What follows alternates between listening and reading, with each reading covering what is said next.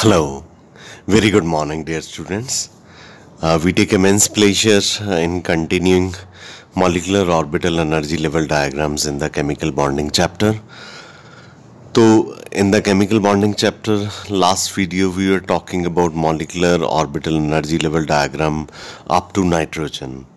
And in the nitrogen we have talked about N2, N2 plus, N2 negative and N2, 2 negative.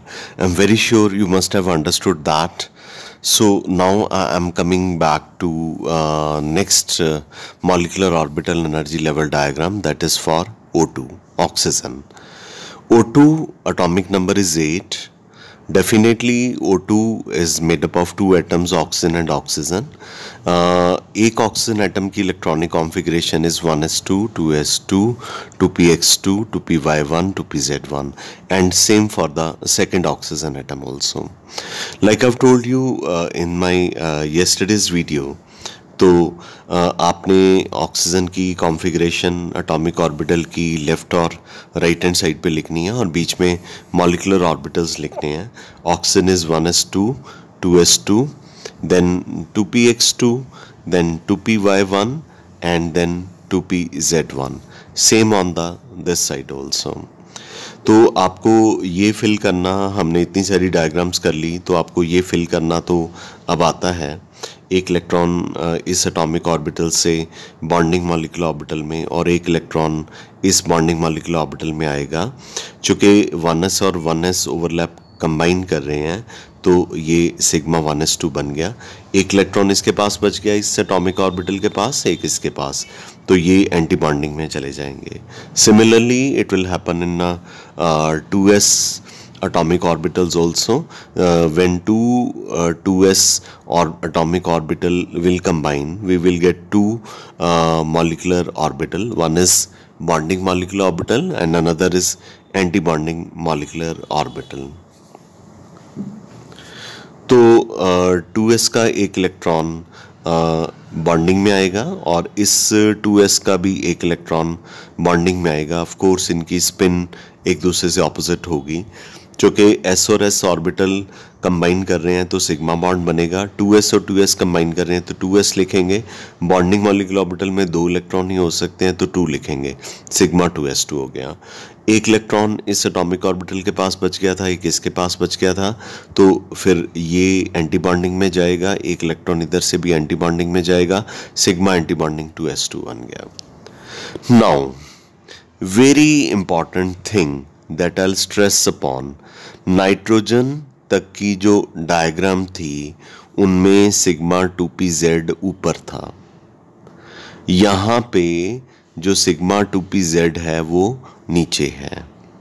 Okay, तो पहले हमने sigma 2pz को fill करना है, फिर पाई 2px को और फिर पाई 2py को फिल करना है.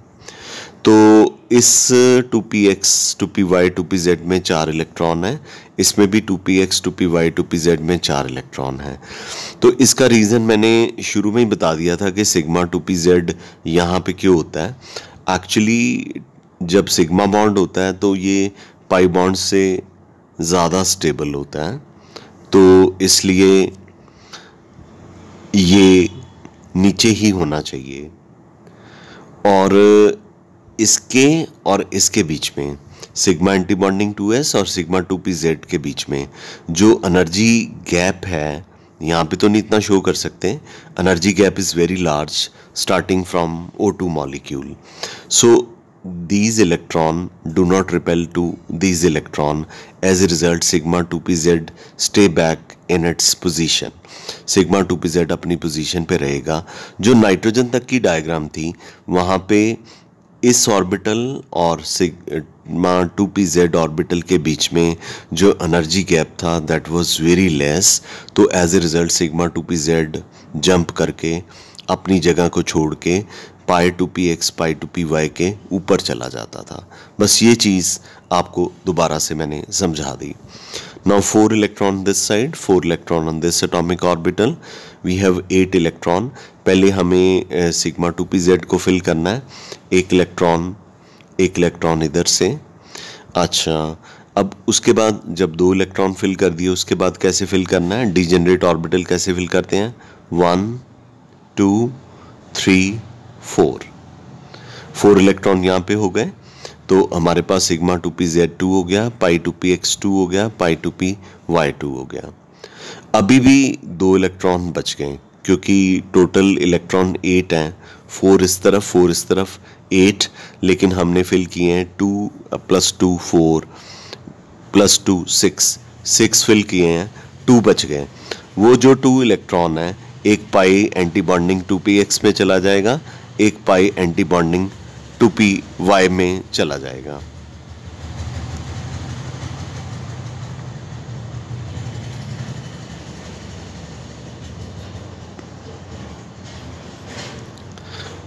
तो I would like to repeat again.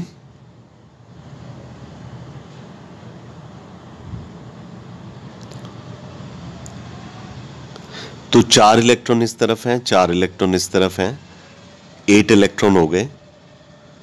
तो 6 इलेक्ट्रॉन हमने फिल कर दिए, 2 बच गए। एक पाई एंटी बॉन्डिंग 2px में चला जाएगा, एक पाई एंटी बॉन्डिंग 2py में चला जाएगा। कॉन्फ़िगरेशन क्या होगी, sigma 1s2, sigma anti bonding 1s2, sigma 1s2 को हम k से लिख सकते हैं और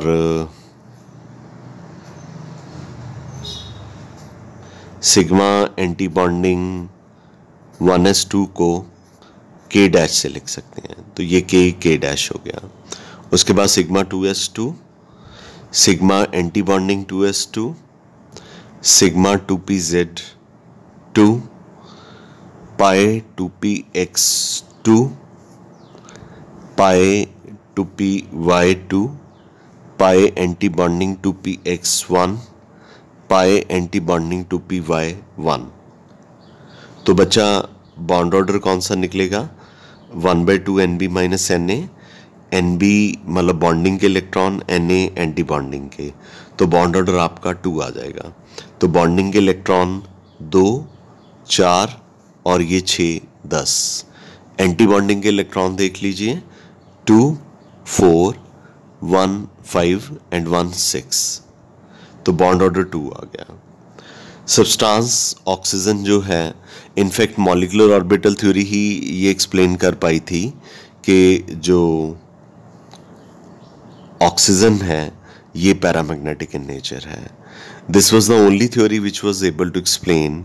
Molecular orbital theory was the theory which was first of all able to explain that O2 molecule is paramagnetic in nature. And of course molecule is stable because bond order is 2. I'm very sure कि ये आपको diagram clear होगी। बस जो nitrogen तक की diagram है और ऑक्सीजन की डायग्राम है उनमें एक ही डिफरेंस है। नाइट्रोजन तक की जो डायग्राम है उनमें सिग्मा 2pz ऊपर होता है और जो ऑक्सीजन की डायग्राम है उसमें सिग्मा 2pz अपनी जगह पे वापस आ जाता है। एक्चुअली सिग्मा 2pz की ये एक्चुअल पोजीशन होती है, लेकिन नाइट्रोजन तक क्या होता है, इसमें और इसमें एनर्जी गैप इतना कम होता है कि ये ऑर्बिटल इस ऑर्बिटल को रिपेल करता है, तो ये जंप करके पाई 2px और पाई 2py के ऊपर चला जाता है।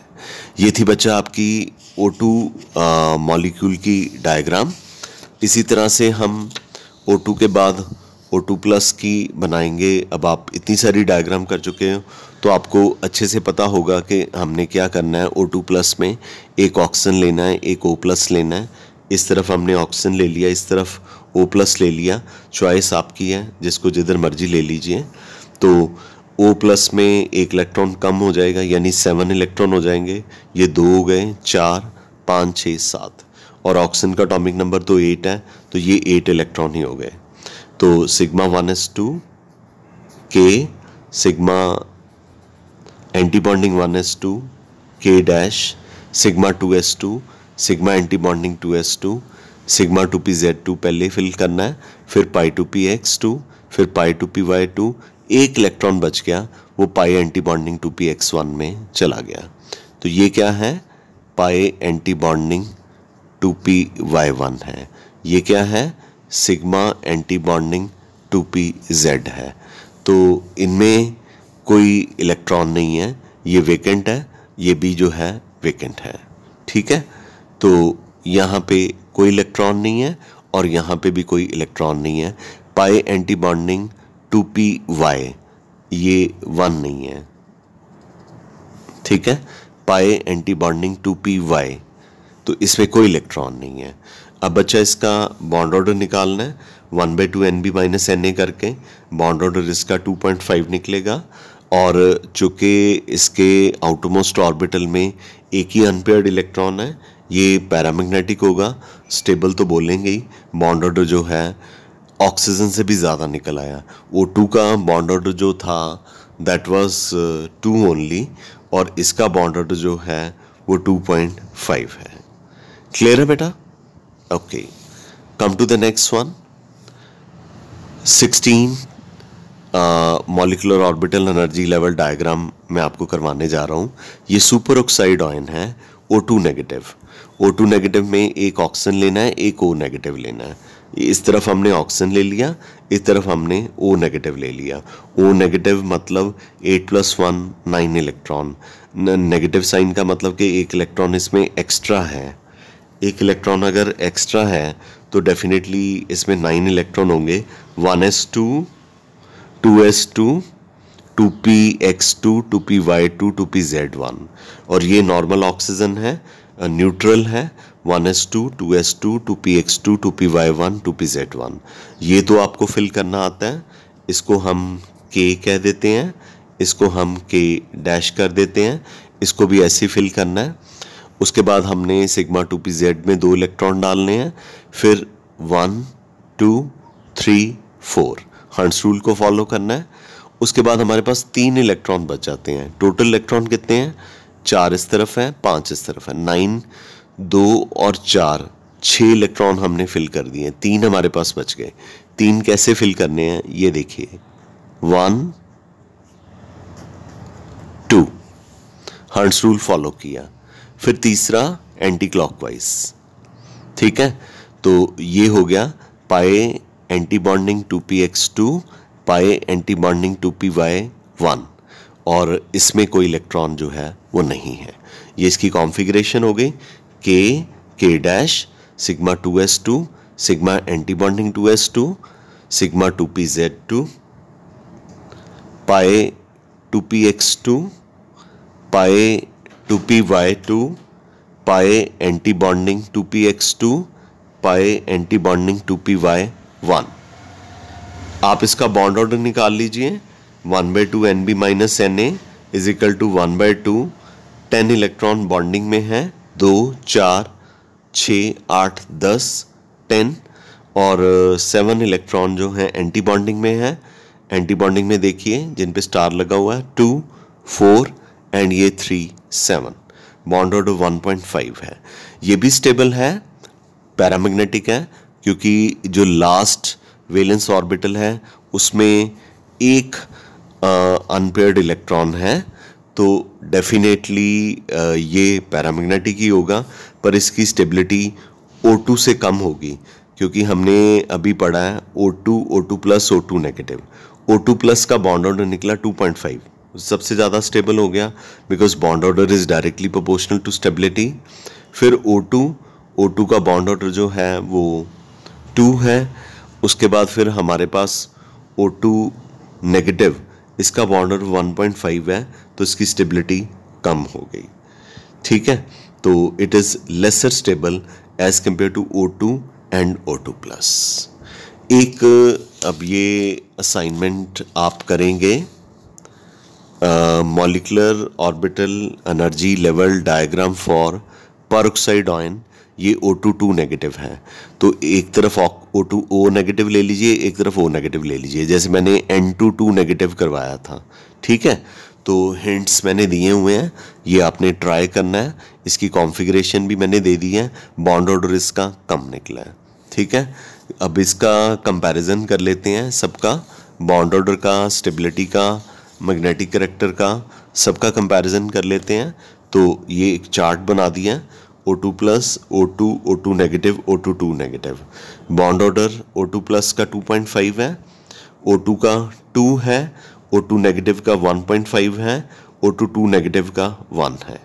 तो जिसका बॉन्ड इसकी स्टेबिलिटी सबसे ज़्यादा है ये लेस स्टेबल है, ये स्टिल लेस स्टेबल है, ये लीस्ट स्टेबल है इन चारों में से।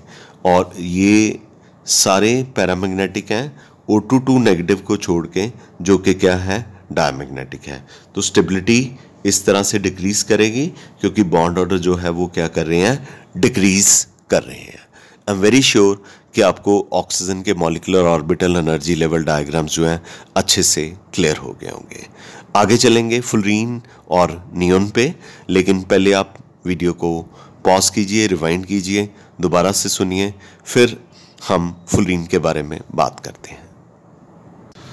हाँ जी बेटा, तो अब आपने ऑक्सीजन के सारे स्पीशीज़ के बारे में और इनकी स्टेबिलिटी के बारे में अच्छे से पढ़ लिया है। तो अब हमारे पास बस दो ही डायग्राम्स हैं, एक फुलरीन की और एक नियोन की, जो कि डायग्राम आप खुद प्रैक्टिस करेंगे। अगर मैंने आपको 17 डायग्राम्स बना दिए हैं तो 18, 19 आप खुद ट्राई कर सकते हैं। 18, 19, 20 आप खुद ट्राई कर सकते हैं। 18th डायग्राम जो है molecular orbital energy level diagram में F2 की है। तो फुलरीन 2 हो गए, F और F।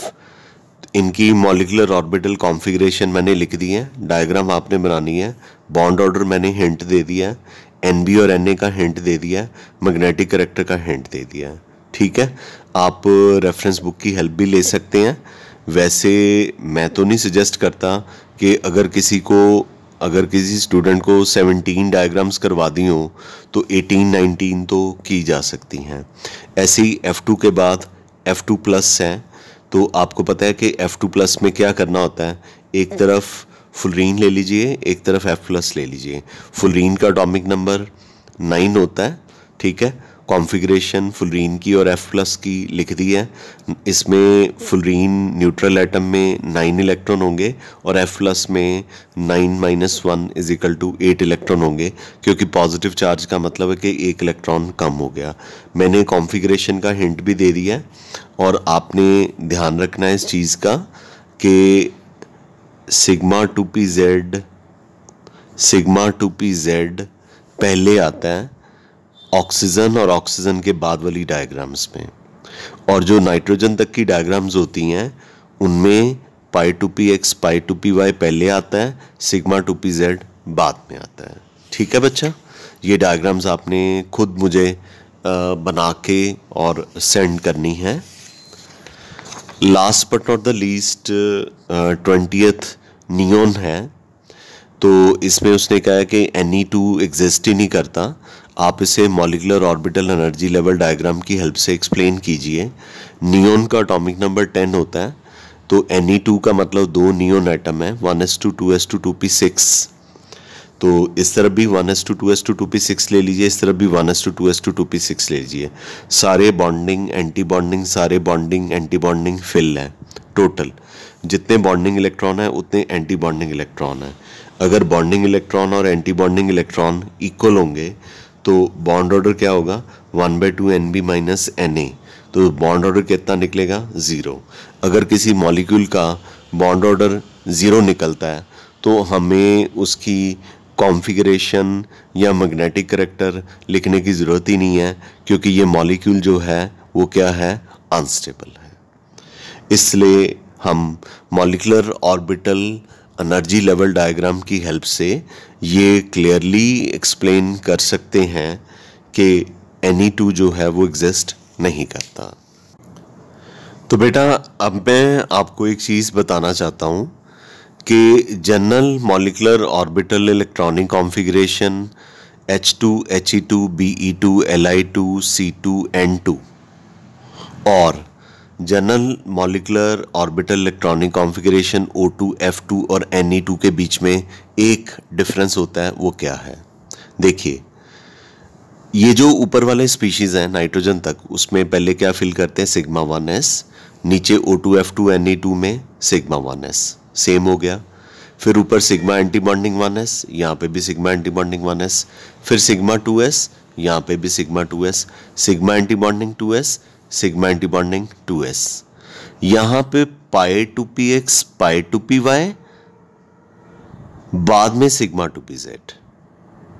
और O2F2Ne2 में पहले सिग्मा टू पी जेड, ये मैंने बॉक्स में डाल दिया, पहले सिग्मा टू पी जेड किसमें, O2F2Ne2 में, बाद में pi two P X pi two P Y, बाकी सारा फिर से same, pi anti bonding two P X, pi anti bonding two P X, pi anti bonding two P Y, pi anti bonding two P Y, sigma anti bonding two P Z, sigma anti bonding two P Z. I am very sure कि ये आपको clear होगा। ठीक है, अब मैं आपको एक शॉर्टकट कराने जा रहा हूँ। उस शॉर्टकट की हेल्प से आपको ये पता चलेगा कि सिर्फ इलेक्ट्रॉन्स का नंबर पता हो तो बॉन्ड ऑर्डर पता चल जाएगा। ठीक है, तो यहाँ पे 3 कॉलम लिए गए हैं। पहले कॉलम में स्पीशीज यानी कि मॉलिक्यूल या ऑयन, कटॉयन, एनॉयन जो भी हैं, इनके इलेक्ट्रॉन्स और इनका बॉन्ड ऑर्डर। तो मैं 14 इलेक्ट्रॉन से चलूँगा। नाइट्रोजन के 14 इलेक्ट्रॉन होते हैं क्योंकि इनका बॉन्ड ऑर्डर मैक्सिमम है 3। उसके बाद अगर एक इलेक्ट्रॉन बढ़ता है तो बॉन्ड ऑर्डर 0.5 डिक्रीज करता है।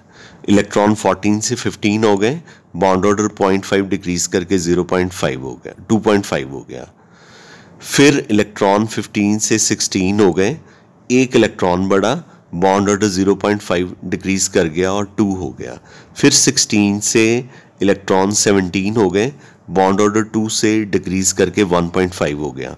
इलेक्ट्रॉन 17 से 18 हुए, बॉन्ड ऑर्डर डिक्रीज करके 1.5 से 1 तक हो गया। इलेक्ट्रॉन 18 से 19 हो गए, बॉन्ड ऑर्डर 1 से डिक्रीज करके 0.5 हो गया। फिर इलेक्ट्रॉन 19 से 20 हो गए तो बॉन्ड ऑर्डर 0.5 से 0 हो गया। It is such an interesting observation कि आपको जब MCQs करने होंगे तो आपको सिर्फ इलेक्ट्रॉन का नंबर ही काउंट करना है। तो ये पता होना चाहिए कि 14 इलेक्ट्रॉन हो तो बॉन्ड ऑर्डर 3 होता है। 14 के बाद अगर एक इलेक्ट्रॉन बढ़ जाता है तो बॉन्ड ऑर्डर 0.5 से डिक्रीज कर जाता है। ठीक है, ऐसे ही ऊपर भी अगर इलेक्ट्रॉन 14 से 13 हो जाते हैं, यहाँ पे भी बॉन्ड ऑर्डर जो है 0.5 डिक्रीज कर जाता है। यानी अगर 14 से इलेक्ट्रॉन 15, 16, 17, 18, 19, 20 होते हैं तो बॉन्ड ऑर्डर 0.5 से यूनिफॉर्मली डिक्रीज करेगा। और अगर ऊपर भी वैसे ही ट्रेंड है, अगर इलेक्ट्रॉन एक एक करके जो है वो डिक्रीज करता है तब भी बॉन्ड ऑर्डर जो है वो 0.5 से डिक्रीज करता है। तो ये हम बेरिलियम के इलेक्ट्रॉन 8 हैं, बॉन्ड ऑर्डर 0 तक पहुंच गए हैं। तो कि ये कितना अच्छा शॉर्टकट हो गया। अच्छा, इसमें कई बार ऐसे होता है कि वो कह देते हैं कार्बन मोनोऑक्साइड, क्योंकि हमने तो होमोन्यूक्लियर डायटोमिक मॉलिक्यूल पढ़े हैं। होमोन्यूक्लियर मतलब जो एक जैसे एटम के डायटोमिक मॉलिक्यूल हैं, पर कार्बन मोनोऑक्साइड तो हीट्रोन्यूक्लियर डायटोमिक मॉलिक्यूल है। पर इसके इलेक्ट्रॉन कितने हैं? कार्बन के कितने इलेक्ट्रॉन होते हैं? 6। ऑक्सीजन के कितने होते हैं? 8। 6 + 8 कितना होता है? 14। तो इसका बॉन्ड ऑर्डर भी कितना निकलेगा? 3। आगे साइनाइड आयन पे आ जाइए। कार्बन के इलेक्ट्रॉन कितने होते हैं? 6। नाइट्रोजन के कितने होते हैं? 7। माइनस का मतलब नेगेटिव चार्ज का मतलब एक इलेक्ट्रॉन और ऐड कर देना। 6 + 7 + 1 14 इलेक्ट्रॉन। तो 14 इलेक्ट्रॉन होते जाएंगे तो बॉन्ड ऑर्डर 3 होता जाएगा। इसका मतलब है अगर वो आपको कंफ्यूज करने की कोशिश करें होमोन्यूक्लियर डायटोमिक मॉलिक्यूल की बजाय हीट्रो न्यूक्लियर डायटोमिक मॉलिक्यूल या आयन या कटायन या एनॉयन ले लें तो आपने उनके इलेक्ट्रॉन काउंट करने हैं, पर ये 20 इलेक्ट्रॉन तक ही एप्लीकेबल है और हमारे सिलेबस में 20 इलेक्ट्रॉन ही हैं। ठीक है, तो जो अगर आप बोलें कि sir carbon monoxide cyanide NO+ की डायग्राम बना दो, ये कॉम्प्लेक्स है, ये आपने इस क्लास में नहीं करनी। ये आप 3rd और 4th सेमेस्टर में करते हो BSc क्लासेस में। ठीक है, तो ये हो गए 8 इलेक्ट्रॉन तक। अब कई बच्चे कहते हैं, उनमें बड़ी क्यूरियोसिटी होती है, उनको होता है कि सर ने हमारे सिलेबस तक के जितने भी इलेक्ट्रॉन वाली डायग्राम थी सबके बॉन्ड ऑर्डर यहाँ पे बड़े अच्छे से बता दिए, तो 8 से पीछे अगर इलेक्ट्रॉन 1 हो, 2 हो, 3 हो, 4 हो, 5 हो, 6 हो, 7 हो तो क्या करना है। तो उसके लिए भी मैंने एक शॉर्टकट बनाया हुआ है। Hydrogen plus 1 electron, odd electron, bond order 0.5, hydrogen 2 electron, even electron, bond order 1, He2 plus odd electron, bond order 0.5, He2 even electron 1 होना चाहिए था, पर He2 तो नोबल गैस है, ये तो हमें पता ही है कि ये एग्जिस्ट ही नहीं करती, तो इसका मतलब 4 इलेक्ट्रॉन जिसके होंगे उसका बॉन्ड ऑर्डर तो आपको 0 ही लेना पड़ेगा।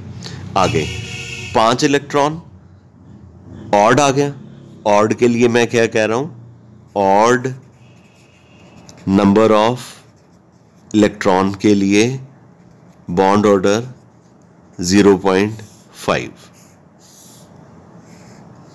और इवन नंबर ऑफ इलेक्ट्रॉन के लिए बॉन्ड ऑर्डर जो है 1।